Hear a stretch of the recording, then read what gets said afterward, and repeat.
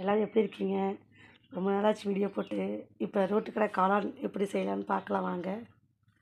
அதுக்கு தேவையான பொருள் வந்து முட்டைக்கோஸ் எடுத்து அரிஞ்சு வச்சுருக்கேன் நைஸாங்க. கார்ன்ஃப்ளவர் ஒரு கப்பு மாவு வச்சுருக்கேன், அதை அதில் போட்டுக்கலாம். இப்போ மைதா மாவு ஒரு 4 டீஸ்பூன் போடுறேன் பாருங்கள், போட்டாச்சுங்க. அப்புறம் கரம் மசாலா தூள் வந்து ஒரு 2 டீஸ்பூனு,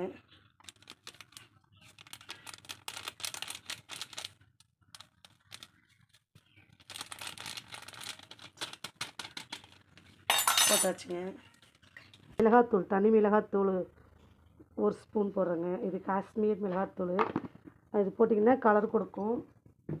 அப்புறம் இஞ்சி பூண்டு பேஸ்ட்டு வீட்டில் ரெடி பண்ணி வச்சுருக்கிறேன். இஞ்சி பூண்டு பேஸ்ட்டு ஒரு டீஸ்பூன் அளவுக்கு.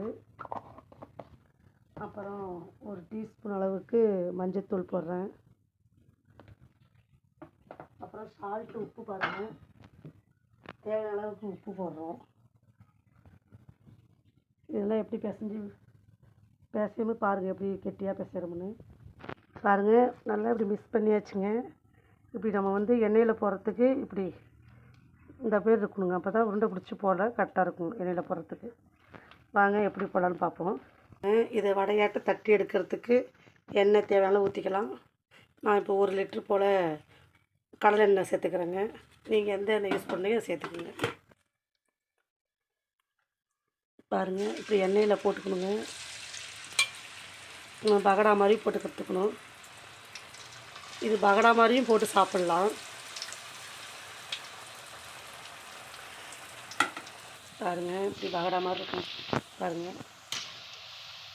கொஞ்சம் திருப்பி விடு, 2 பக்கம் திருப்பி விட்டு அந்த முட்டைக்கோஸ் வேகிற அளவுக்கு விடணுங்க.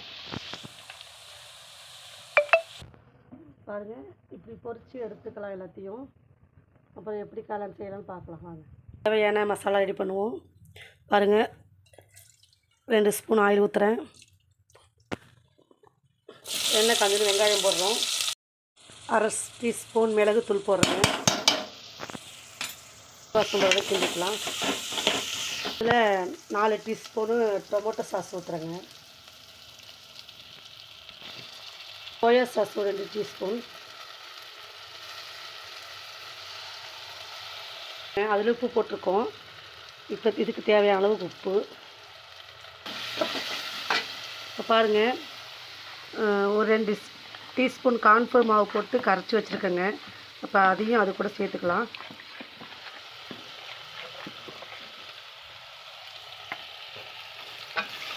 இது கூட சேர்த்து நல்லா பச்சை வாசம் போகிற அளவுக்கு நல்லா கிளறி விட்டுக்கலாம். இதிலே கரம் மசாலா தூள் போட்டுக்குங்க.